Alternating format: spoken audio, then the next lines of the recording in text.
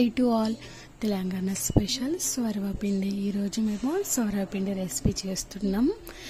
ముందుగా బియ్యపిండి తీసుకోవాలి. బియ్యపిండిలో కారము, ఉప్పు, పల్లీలు, నువ్వులు, శనగపప్పు, కొత్తిమీరలు, కరివేపాకు, కొత్తిమీర, ఆనియన్స్ వేసుకొని బాగా మిక్స్ చేసుకోవాలి. ఇలా మొత్తము కారము, ఉప్పు కలిసేలాగా బాగా మిక్స్ చేసుకొని కొన్ని వాటర్ వేసుకుంటూ ఒక ముద్దలాగా తయారు చేసుకోవాలి. ఇలా మంచి కలుపుకుంటేనే మనకి సొరపిండి ఒత్తడానికి ఈజీగా ఉంటుంది.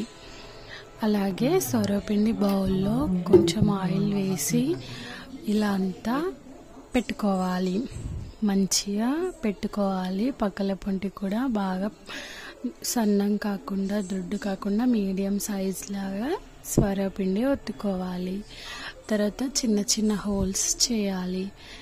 చేసి స్టవ్ మీద పెట్టి మూత పెట్టుకోవాలి. 5 మినిట్స్ 10 మినిట్స్ అలా ఉంచుకోవాలి. బ్రౌన్ కలర్లో వచ్చేలాగా చూసుకోవాలి.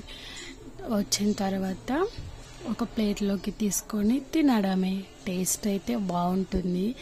తెలంగాణ స్పెషల్ అందరికీ ఇష్టం. అందరూ ఇష్టపడతారు. Thank you for watching.